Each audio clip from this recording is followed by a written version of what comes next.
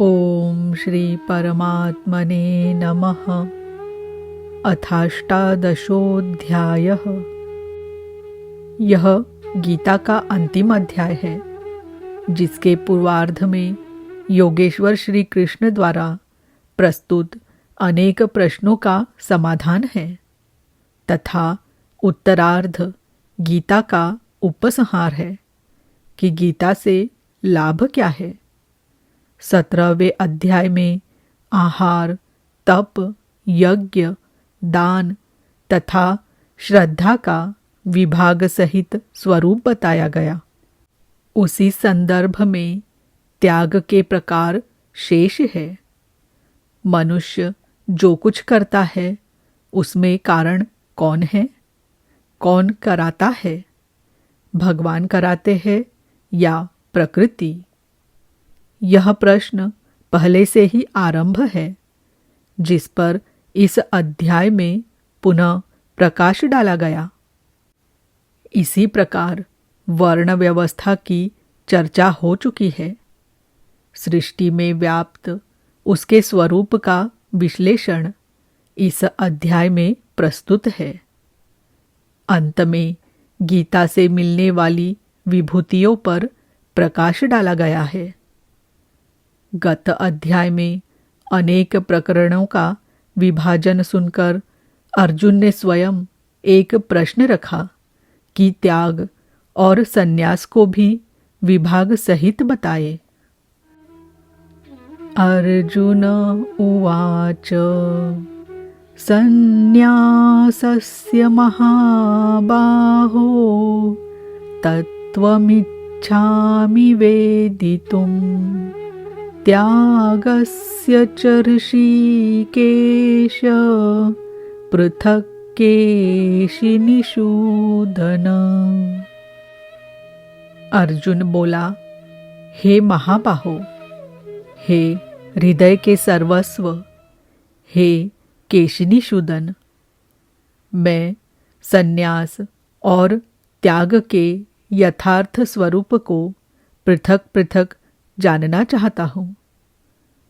पूर्ण त्याग संन्यास है, जहाँ संकल्प और संस्कारों का भी समापन है, और इससे पहले साधना की पूर्ति के लिए उत्तरोत्तर आसक्ति का त्याग ही त्याग है।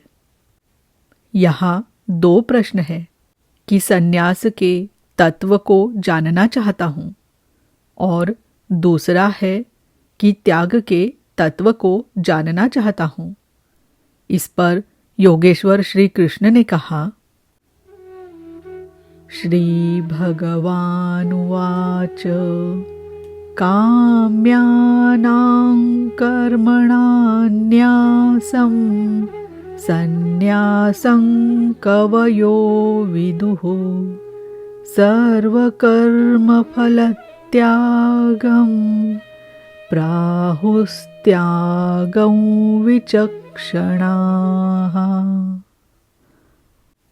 अर्जुन, कितने ही पंडित जन काम्य कर्मों के त्याग को संन्यास कहते हैं, और कितने ही विचार कुशल पुरुष संपूर्ण कर्म फलों के त्याग को त्याग कहते हैं। त्याजन् दोषवदित्येके कर्म प्राहुर्मनीषिणः यज्ञदानतपः कर्म न त्याज्यमिति चापरे। कई एक विद्वान ऐसा कहते हैं कि सभी कर्म दोष युक्त है, अतः त्याग देने योग्य है, और दूसरे विद्वान ऐसा कहते हैं कि यज्ञ, दान और तप त्यागने योग्य नहीं है। इस प्रकार अनेक मत प्रस्तुत करके योगेश्वर अपना भी निश्चित मत देते हैं। निश्चयं शृणु मे तत्र त्यागे भरतसत्तम त्यागो हि पुरुषव्याघ्र त्रिविधः संप्रकीर्तितः। हे अर्जुन, उस त्याग के विषय में तू मेरे निश्चय को सुन। हे पुरुष श्रेष्ठ, वह त्याग 3 प्रकार का कहा गया है। यज्ञ दान तप कर्म न त्याज्यं कार्यमेव तत्। यज्ञो दानं तपश्चैव पावनानि मनीषिणाम्। यज्ञ, दान और तप, ये 3 प्रकार के कर्म त्यागने योग्य नहीं है। इन्हें तो करना ही चाहिए, क्योंकि यज्ञ, दान और तप तीनों ही पुरुषों को पवित्र करने वाले हैं। श्री कृष्ण ने 4 प्रचलित मतों का उल्लेख किया। पहला, काम्य कर्मों का त्याग। दूसरा, संपूर्ण कर्म फलों का त्याग। तीसरा, दोषयुक्त होने के कारण सभी कर्मों का त्याग। और चौथा मत, यज्ञ, दान और तप त्यागने योग्य नहीं है। उनमें से एक मत में अपनी सहमति प्रकट करते हुए कहा, अर्जुन, मेरा भी यह निश्चित किया हुआ मत है कि यज्ञ, दान और तप रूप क्रिया त्यागने योग्य नहीं है। इससे सिद्ध है कि कृष्ण काल में भी कई मत प्रचलित थे, जिनमें एक यथार्थ था। उस काल में भी कई मत थे, आज भी है। महापुरुष जब दुनिया में आता है तो कई मतांतरों में से कल्याणकारी मत को निकालकर सामने खड़ा कर देता है। प्रत्येक महापुरुष ने यही किया है। श्री कृष्ण ने भी यही किया। उन्होंने कोई नया मार्ग नहीं बताया, बल्कि प्रचलित कई मतों के बीच सत्य को समर्थन देकर उसे स्पष्ट कर दिया। एतान्यपि तु कर्माणि संगं त्यक्त्वा फलानि च कर्तव्यानीति मे पार्थ निश्चितं मतमुत्तमम्। योगेश्वर श्री कृष्ण बल देकर कहते हैं, पार्थ, यज्ञ, दान और तप रूप कर्म आसक्ति और फल को त्याग कर अवश्य करना चाहिए। यह मेरा निश्चय किया हुआ उत्तम मत है। अब अर्जुन के प्रश्न के अनुसार वे त्याग का विश्लेषण करते हैं। नियतस्य तु सन्न्यासः कर्मणो नोपपद्यते मोहात् तस्य परित्यागस्तामसः परिकीर्तितः। हे अर्जुन, नियत कर्म, श्री कृष्ण के शब्दों में नियत कर्म एक ही है, यज्ञ की प्रक्रिया। इस नियत शब्द को 8-10 बार योगेश्वर ने कहा। इस पर बार बार बल दिया कि कहीं साधक भटक कर दूसरा न करने लगे। इस शास्त्र विधि से निर्धारित कर्म का त्याग करना उचित नहीं है। मोह से उसका त्याग करना तामस त्याग कहा गया है। सांसारिक विषय वस्तुओं की आसक्ति में फंसकर कार्यम कर्म अर्थात नियत कर्म का त्याग तामसी है। ऐसा पुरुष अध गच्छति अर्थात कीट पतंग पर्यंत अधम योनियों में जाता है, क्योंकि उसने भजन की प्रवृत्तियों का त्याग कर दिया। अब राजस त्याग के विषय में बताते हैं। दुःखमित्येव यत्कर्म कायक्लेश भयात् त्यजेत् सकृत्वा राजसं नैव त्यागफलं लभेत्। कर्म को दुखमय समझकर शारीरिक क्लेश के भय से उसका त्याग करने वाला व्यक्ति राजस त्याग को करके भी त्याग के फल को प्राप्त नहीं होता, जिससे भजन पार न लगे और काय क्लेश भयात अर्थात इस भय से कर्म को त्याग दे कि शरीर को कष्ट होगा, उस मनुष्य का त्याग राजस है। उसे त्याग का फल परम शांति नहीं प्राप्त होती तथा कार्यमित्येव यत्कर्म नियतं क्रियतेऽर्जुन संगं त्यक्त्वा फलं चैव सत्यागः सात्विको मतः। हे अर्जुन, करना कर्तव्य है ऐसा समझकर जो नियतम अर्थात शास्त्र विधि से निर्धारित किया हुआ कर्म संग दोष और फल को त्याग कर किया जाता है, वही सात्विक त्याग है। अतः नियत कर्म करे और इसके सिवाय जो कुछ है उसका त्याग कर दे। यह नियत कर्म भी क्या करते ही रहेंगे या कभी इसका भी त्याग होगा? इस पर कहते हैं, अब अंतिम त्याग का रूप देखें। न द्वेष्ट्य कुशलं कर्म कुशलेनानुषज्यते त्यागी सत्त्वसमाविष्टो मेधावी छिन्न संशयः।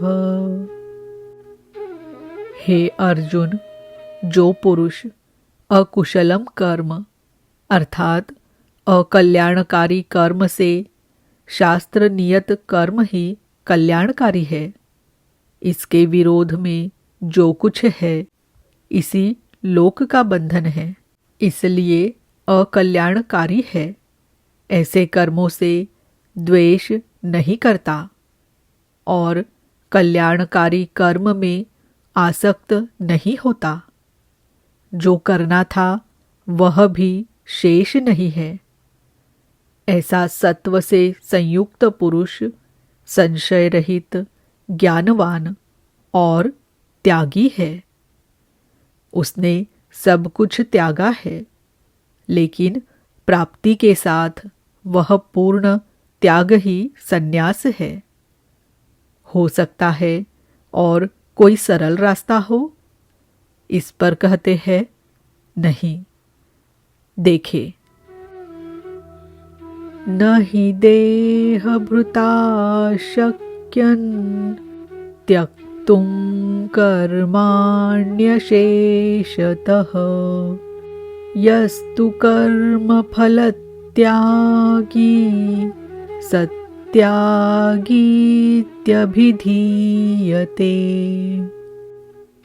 देहधारी पुरुषों के द्वारा केवल शरीर ही नहीं जिसे आप देखते हैं, श्री कृष्ण के अनुसार प्रकृति से उत्पन्न सत्व, रज, तम तीनों गुण ही इस जीवात्मा को शरीरों में बांधते हैं। जब तक गुण जीवित है तब तक वह जीवधारी है। किसी न किसी रूप में शरीर परिवर्तित होता रहेगा। अतः देह के कारण जब तक जीवित है, संपूर्णता से सब कर्मों का त्याग संभव नहीं है। इसलिए जो पुरुष कर्म के फल का त्यागी है, वही त्यागी है, ऐसा कहा जाता है। अतः जब तक शरीर के कारण जीवित है, तब तक नियत कर्म करे और उसके फल का त्याग करे। बदले में किसी फल की कामना न करे। वैसे सकामी पुरुषों के कर्मों का फल भी होता है। अनिष्टमिष्टं मिश्रं च त्रिविधं कर्मणः फलं भवत्यत्यागिनां प्रेत्य न तु सन्न्यासिनां क्वचित्। सकामी पुरुषों के कर्मों का अच्छा, बुरा और मिला हुआ ऐसा 3 प्रकार का फल मरने के पश्चात भी होता है। जन्म जन्मांतरों तक मिलता है, किंतु सन्यासी नाम अर्थात सर्वस्व का न्यास अंत करने वाले पूर्ण त्यागी पुरुषों के कर्मों का फल किसी भी काल में नहीं होता। यही शुद्ध सन्यास है। सन्यास चरमोत्कृष्ट अवस्था है। भले बुरे कर्मों का फल तथा पूर्ण न्यास काल में उनके अंत का प्रश्न पूरा हुआ।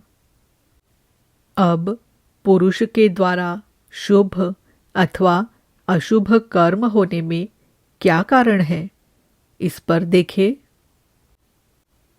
पंचैतानि महाबाहो कारणानि निबोध मे सांख्ये कृतान्ते प्रोक्तानि सिद्धये सर्वकर्मणाम्।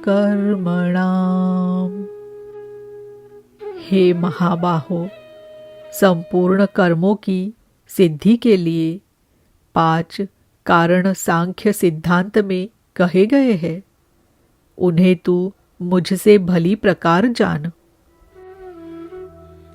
अधिष्ठानं तथा कर्ता करणै च पृथक् विधम् विविधाश्च पृथक् चेष्टा दैवै चैवात्र पंचमम्।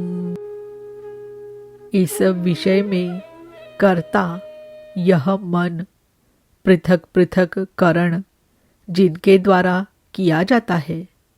यदि शुभ पार लगता है तो विवेक, वैराग्य, शम, दम, त्याग, अनवरत चिंतन की प्रवृत्तियां इत्यादि करण होंगी। यदि अशुभ पार लगता है तो काम, क्रोध, राग, द्वेष, लिप्सा इत्यादि करण होंगे। इनके द्वारा प्रेरित होंगे। नाना प्रकार की न्यारी न्यारी चेष्टाएं अर्थात अनंत इच्छाएं, आधार अर्थात साधन, जिस इच्छा के साथ साधन मिला वही इच्छा पूरी होने लगती है। और 5वां हेतु है दैव अथवा संस्कार। इसकी पुष्टि करते हैं। शरीर वांग मनोभिर्यत् कर्म प्रारभते नरः न्याय्यं वा विपरीतं वा पंचैते तस्य हेतवः। मनुष्य मन, वाणी और शरीर से शास्त्र के अनुसार अथवा विपरीत जो कुछ कर्म आरंभ करता है, उसके ये पांचों ही कारण हैं। परंतु ऐसा होने पर भी तत्रैवं सति कर्तारम् आत्मानं केवलं तु यः पश्यत्यकृतबुद्धित्वान् न स पश्यति दुर्मतिः। जो पुरुष अशुद्ध बुद्धि के कारण उस विषय में कैवल्य स्वरूप आत्मा को करता देखता है, वह दुर्बुद्धि यथार्थ नहीं देखता, अर्थात भगवान नहीं करते। इस प्रश्न पर योगेश्वर श्री कृष्ण ने दूसरी बार बल दिया। अध्याय 5 में उन्होंने कहा कि वह प्रभु न करता है न कराता है, न क्रिया के संयोग को जोड़ता है, तो लोग कहते क्यों है? मोह से लोगों की बुद्धि आवृत्त है, इसलिए कुछ भी कह सकते हैं। यहाँ भी कहते हैं कर्म होने में 5 कारण हैं, उसके बावजूद भी जो कैवल्य स्वरूप परमात्मा को करता देखता है, वह मूढ़ बुद्धि दुर्बुद्धि यथार्थ नहीं देखता, अर्थात भगवान नहीं करते। जबकि अर्जुन के लिए वे ताल ठोक कर खड़े हो जाते हैं।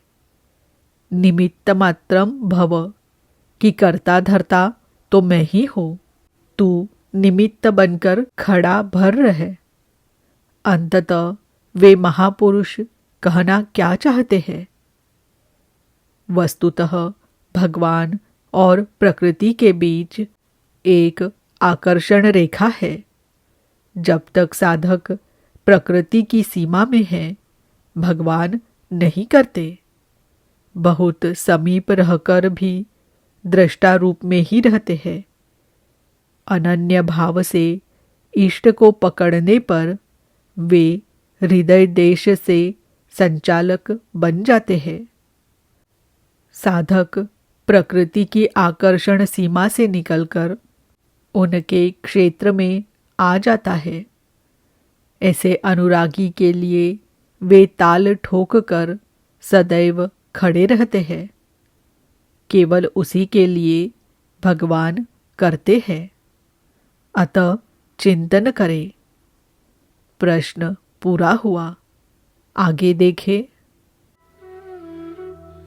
यस्य नाहंकृतो भावो बुद्धिर्यस्य न लिप्यते हत्वापि स इमान् लोकान् न हन्ति न निबध्यते। जिस पुरुष के अंतकरण में मैं करता हूँ ऐसा भाव नहीं है, तथा जिसकी बुद्धि लिपायमान नहीं होती, वह पुरुष इन सब लोकों को मारकर भी वास्तव में न तो मारता है और न बंधता है। लोक संबंधी संस्कारों का विलय ही लोक संहार है। अब उस नियत कर्म की प्रेरणा कैसे होती है, इस पर देखें। ज्ञानैर्ज्ञेयं परिज्ञाता त्रिविधा कर्म चोदना करणं कर्म कर्तेति त्रिविधः कर्म संग्रहः। अर्जुन, परिज्ञाता अर्थात पूर्ण ज्ञाता महापुरुषों से ज्ञानम उसको जानने की विधि से और ज्ञेयम जानने योग्य वस्तु। श्री कृष्ण ने पीछे कहा कि मैं ही ज्ञेय जानने योग्य पदार्थ हूँ से कर्म करने की प्रेरणा मिलती है। पहले तो पूर्ण ज्ञाता कोई महापुरुष हो, उनके द्वारा उस ज्ञान को जानने की विधि प्राप्त हो, लक्ष्य ज्ञेय पर दृष्टि हो, तभी कर्म की प्रेरणा मिलती है और कर्ता मन की लगन, करण, विवेक, वैराग्य, शम, दम इत्यादि तथा कर्म की जानकारी से कर्म का संग्रह होता है। कर्म इकट्ठा होने लगता है।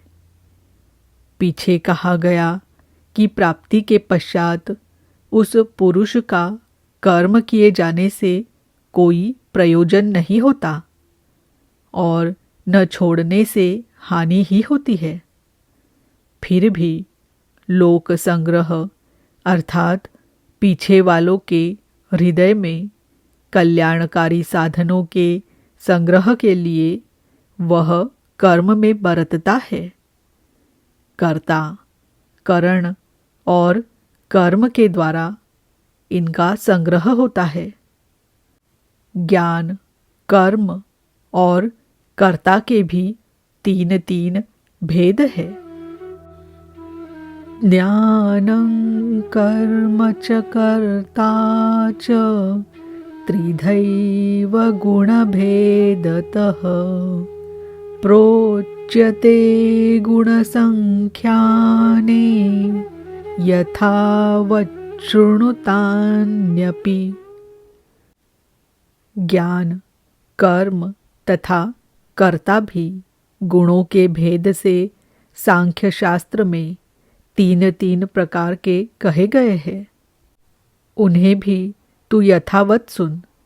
प्रस्तुत है पहले ज्ञान का भेद। सर्वभूतेषु येनैकं भावमव्ययमीक्षते अविभक्तं विभक्तेषु तज्ज्ञानं विद्धि सात्विकम्। अर्जुन, जिस ज्ञान से मनुष्य पृथक पृथक सब भूतों में एक अविनाशी परमात्मा भाव को विभाग रहित एक रस देखता है, उस ज्ञान को तू सात्विक जान। ज्ञान प्रत्यक्ष अनुभूति है, जिसके साथ ही गुणों का अंत होना है। यह ज्ञान की परिपक्व अवस्था है। अब राजस ज्ञान देखे। पृथक्त्वेन तु यज्ञानन् नानाभावान् पृथक् विधान् वेत्ति सर्वेषु भूतेषु तज्ज्ञानं विद्धि राजसम्। जो ज्ञान संपूर्ण भूतों में भिन्न प्रकार के अनेक भावों को अलग अलग करके जानता है कि यह अच्छा है, ये बुरे है, उस ज्ञान को तू राजस जान। ऐसी स्थिति है तो राजसी स्तर पर तुम्हारा ज्ञान है। अब देखे तामस ज्ञान। यत्तु कृत्स्नवदेकस्मिन् कार्ये सक्तमहैतुकम् अतत्त्वार्थवदल्पं च तत्तामसमुदाहृतम्। जो ज्ञान एकमात्र शरीर में ही संपूर्णता के सदृश आसक्त है, युक्ति रहित अर्थात जिसके पीछे कोई क्रिया नहीं है, तत्व के अर्थ स्वरूप परमात्मा की जानकारी से अलग करने वाला और तुच्छ है, वह ज्ञान तामस कहा जाता है। अब प्रस्तुत है कर्म के तीन भेद। नियतं संगरहितं अरागद्वेषतः कृतं अफलप्रेप्सुना कर्म यत्तत्सात्विकमुच्यते। जो कर्म नियतम शास्त्र विधि से निर्धारित है, अन्य नहीं, संग दोष और फल को न चाहने वाले पुरुष द्वारा बिना राग द्वेष के किया जाता है, वह कर्म सात्विक कहा जाता है। नियत कर्म अर्थात आराधना चिंतन है, जो परम में प्रवेश दिलाता है। यत्तु कामेप्सुना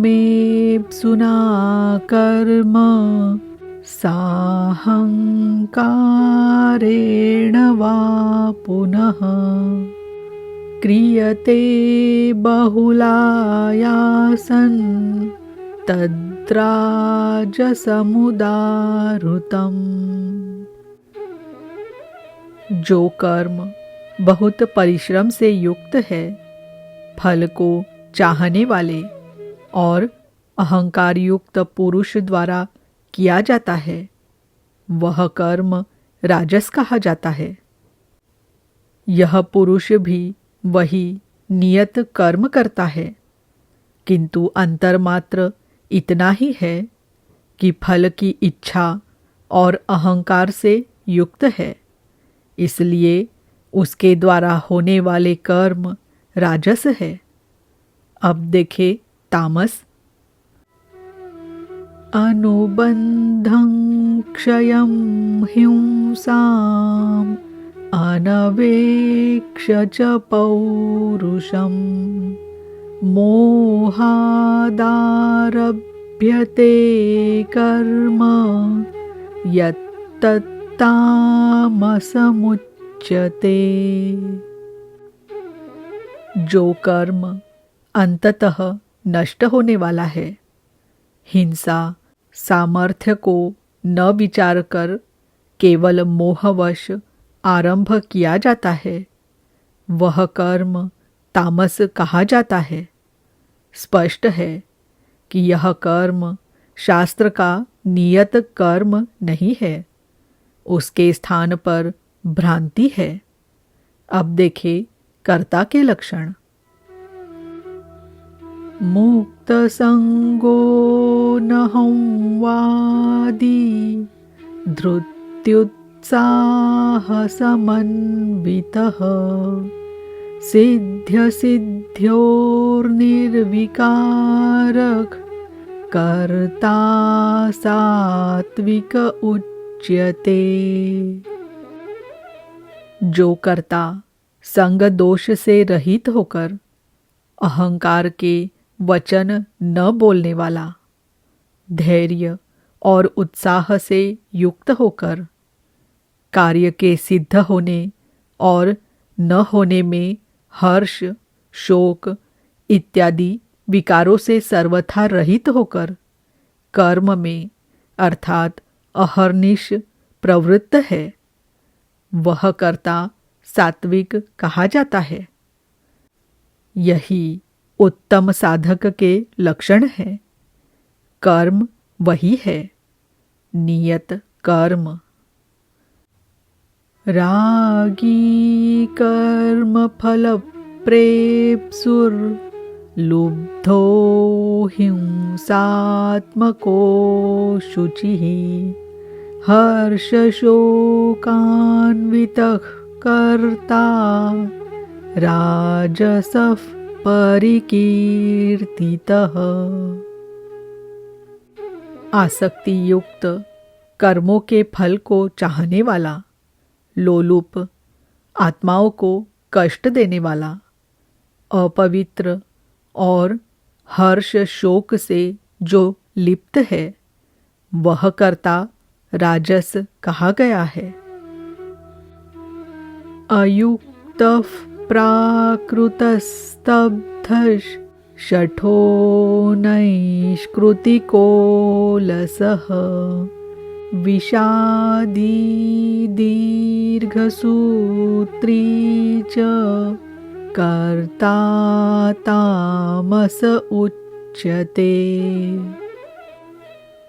जो चंचल चित्त वाला, असभ्य, घमंडी, धूर्त, दूसरे के कार्यों में बाधा पहुँचाने वाला, शोक करने के स्वभाव वाला, आलसी और दीर्घसूत्री है कि फिर कर लेंगे, वह कर्ता तामस कहा जाता है।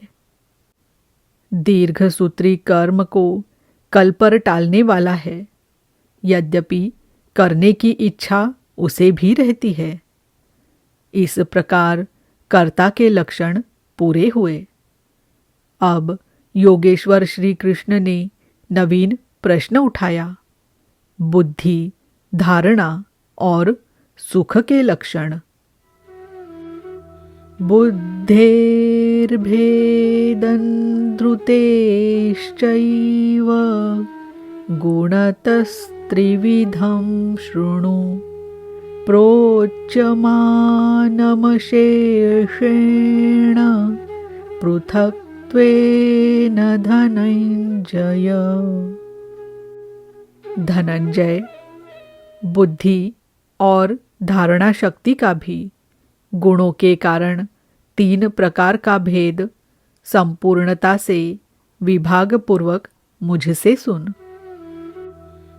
प्रवृत्तिंच निवृत्तिंच कार्याकार्ये भयाभये बंधं मोक्षं च या वेत्ति बुद्धि सा पार्थ सात्विकी। पार्थ, प्रवृत्ति और निवृत्ति को, कर्तव्य और अकर्तव्य को, भय और अभय को तथा बंधन और मोक्ष को जो बुद्धि यथार्थ जानती है, वह बुद्धि सात्विकी है। अर्थात परमात्मा पथ, आवागमन पथ दोनों की भली प्रकार जानकारी वाली बुद्धि सात्विकी है तथा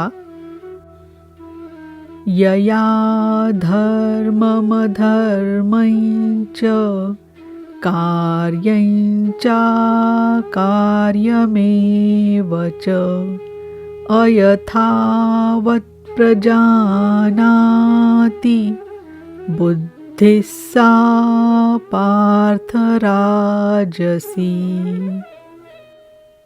पार्थ, जिस बुद्धि द्वारा मनुष्य धर्म और अधर्म को तथा कर्तव्य और अकर्तव्य को भी यथावत नहीं जानता, अधूरा जानता है, वह बुद्धि राजसी है।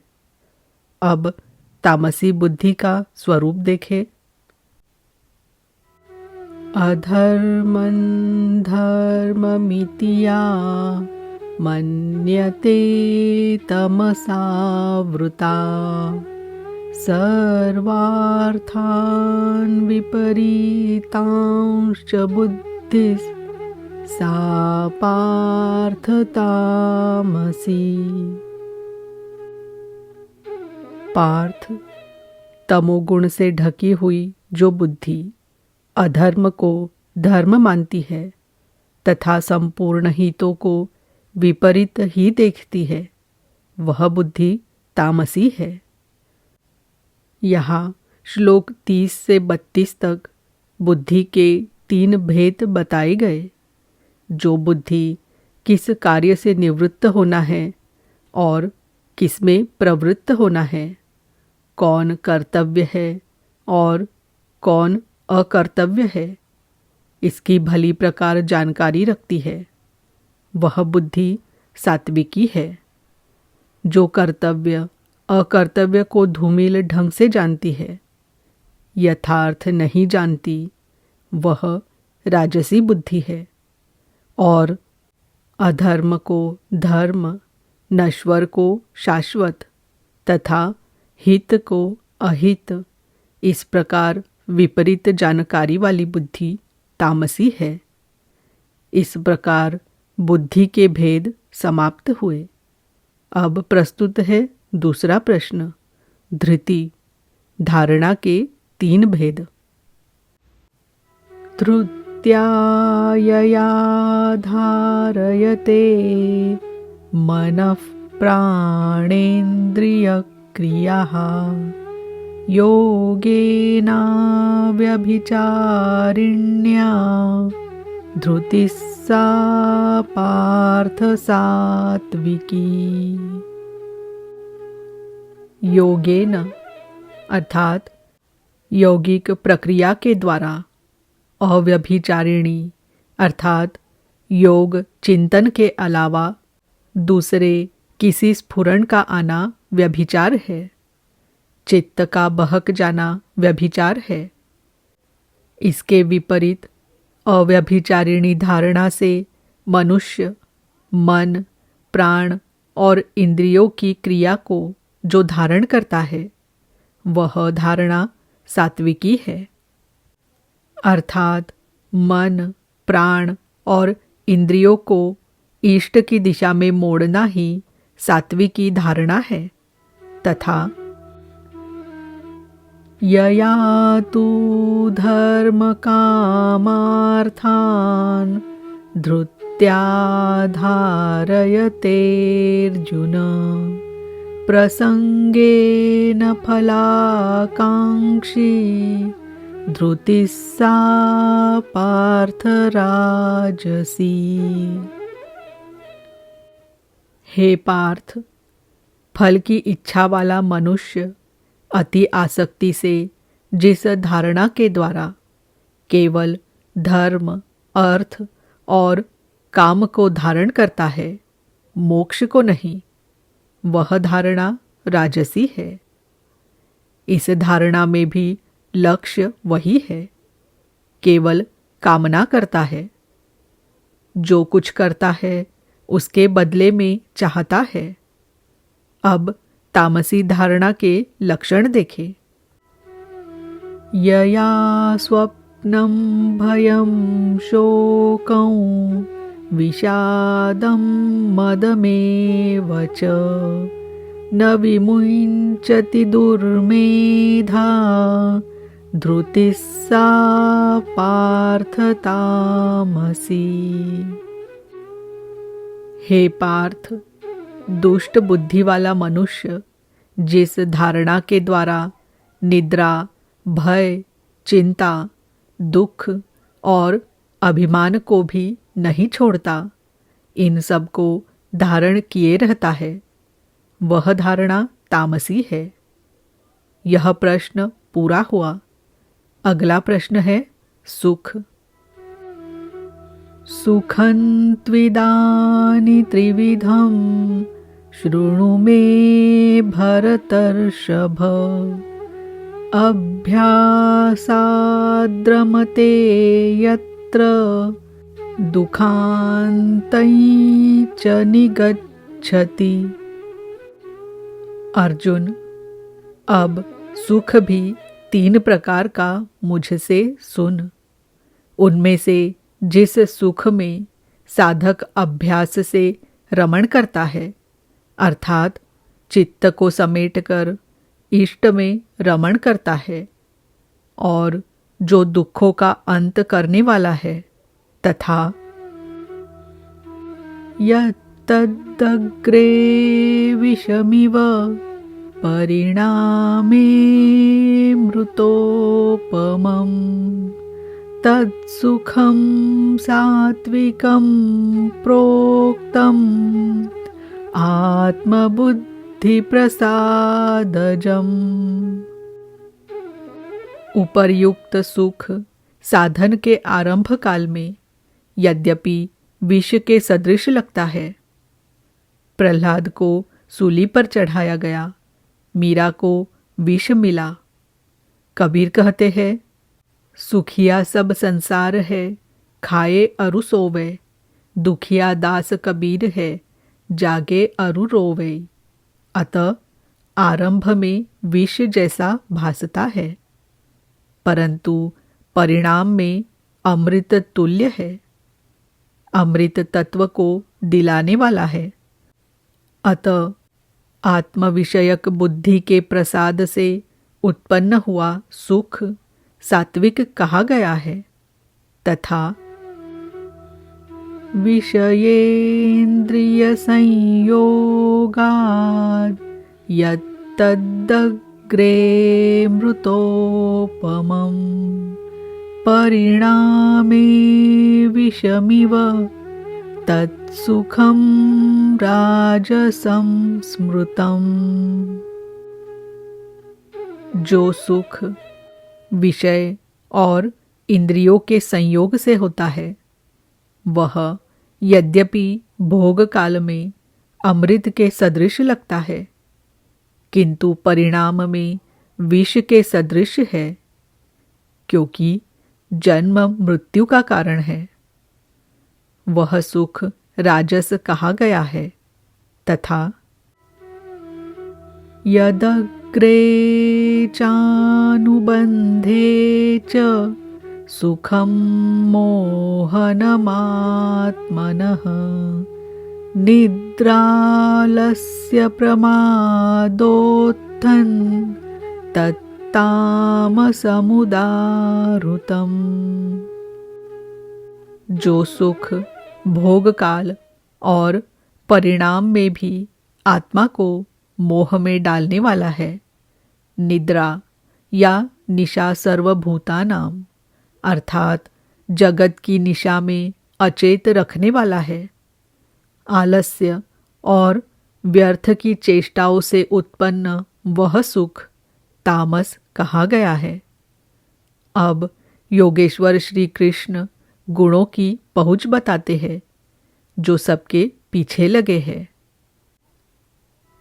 न तदस्ति पृथिव्या वा दिवि देवेषु वा पुनः सत्वं प्रकृतिजैर्मुक्तै यदेभिः स्यात् त्रिभिर्गुणैः। अर्जुन, पृथ्वी में, आकाश में अथवा देवताओं में ऐसा कोई भी प्राणी नहीं जो प्रकृति से उत्पन्न हुए तीनों गुणों से रहित हो, अर्थात ब्रह्मा से लेकर कीट पतंग यावन मात्र जगत क्षणभंगुर मरने जीने वाला है, तीनों गुणों के अंतर्गत है, अर्थात देवता भी तीनों गुणों का विकार है, नश्वर है। यहाँ बाह्य देवताओं को योगेश्वर ने चौथी बार लिया। अध्याय 7, 9, 17 तथा यहाँ 18वें अध्याय में इन सब का एक ही अर्थ है कि देवता तीनों गुणों के अंतर्गत है। जो इन्हें भजता है नश्वर की पूजा करता है।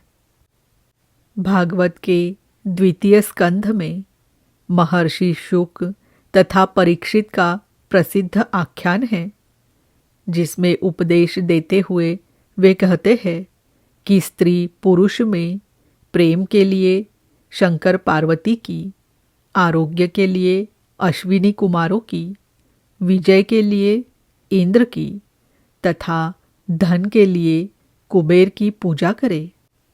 इसी तरह विविध कामनाएं बताकर अंत में निर्णय देते हैं कि संपूर्ण कामनाओं की पूर्ति और मोक्ष के लिए तो एकमात्र नारायण की पूजा करनी चाहिए। अस्तु, सर्वव्यापक प्रभु का स्मरण करें, जिसकी पूर्ति के लिए सद्गुरु की शरण, निष्कपट भाव से प्रश्न और सेवा एकमात्र उपाय है।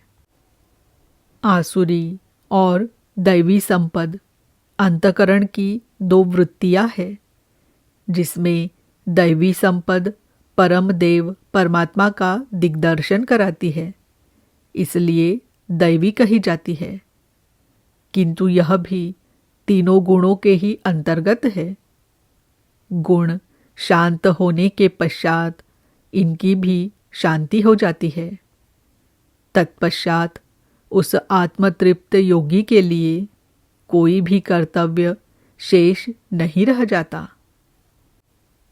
अब प्रस्तुत है पीछे से आरंभ हुआ प्रश्न वर्ण व्यवस्था। वर्ण जन्म प्रधान है अथवा कर्मों से पाई जाने वाली अंतःकरण की योग्यता का नाम है। इस पर देखें